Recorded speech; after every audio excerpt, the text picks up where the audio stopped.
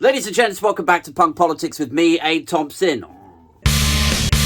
The Conservatives' descent into electoral oblivion continued this weekend as Prime Minister Rishi Sunak's approval rating sank to minus 60%. That's while Labour maintain a 20-point lead, and now the voices of former Conservative MPs are beginning to shout from the sidelines. Specifically, former Tory MP and victim of Boris Johnson's 2019 Brexit cull, Rory Stewart, fired this broadside. He said, "You wouldn't be able to run a fish and chip shop the way the government are running the country." Which is true, yes, they're disorganised, yes, they're corrupt, but I don't think it's a particularly reasonable comparison. He's saying it like running a fish and chip shop is the easiest thing in the world, which is not. Not least because the Conservative Party forced Brexit on us, which soiled the fishing industry, figuratively. But then, as if that wasn't bad enough, then they went on to dump millions of tons of sewage in the sea, soiling the fishing industry, literally. Oh, there's lot.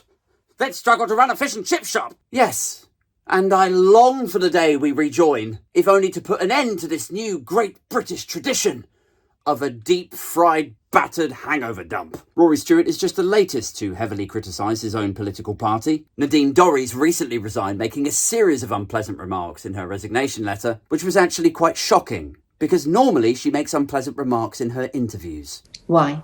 Why are you asking me that question? Johnny Mercer has also gone on record expressing his disappointment at the modern Conservative Party, describing his experience as like working for a really shit company where everyone takes the piss out of you. Others have likened it to being like supporting the worst team in a football tournament. Now look, can I just break there for a second just to say enough with the everyman similes, guys. We know it's inconvenient for you to be seen as detached and out of touch with the general public. But the way that you solve that is you spend time with different people from different walks of life. You don't just clumsily reach for working classy things like, fish and chip shop, a football team, in your attempt to communicate with the public in a way they can understand. Elsewhere in politics, 2 people in Westminster were arrested this weekend under suspicion of spying for China. And this comes only a couple of weeks after reports that China had bugged Rishi Sunak's car resurfaced in the media. And that comes just a couple of years after the Huawei hysteria, which was followed on by the TikTok hysteria. So hang on a minute, we've got Huawei and TikTok and Chinese spy weather balloons and bugged cars.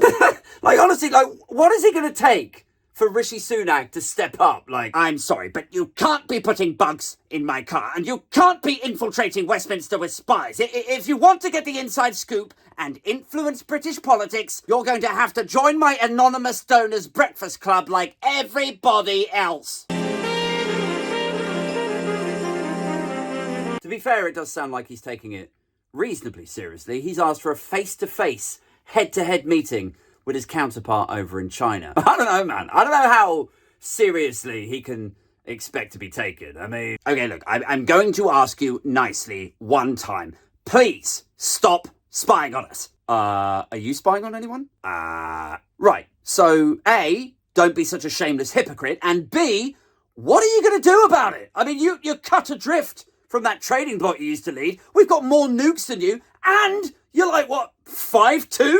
It shouldn't go unnoticed, of course, that following the hysteria around TikTok, following the fears around Huawei, after the Chinese spy balloons, and after they allegedly turned Sunak's car into a 4-wheeled microphone, after all of that, Foreign Secretary James Cleverly flew over to Beijing to get tough on China. Well, that's weird, isn't it? Because, all of that stuff happened, and then Cleverly flew to Beijing to go head-to-head with him. He was going to get tough with China. But now it turns out they just carried on anyway and took absolutely no notice of him. Well, that is strange. It's almost as if being this little island of wilting influence with no discernible China strategy has left us looking a bit silly. Or to put it in terms you detached Tory MPs might understand. Oh, where is me noggin? It's like I went to the chippy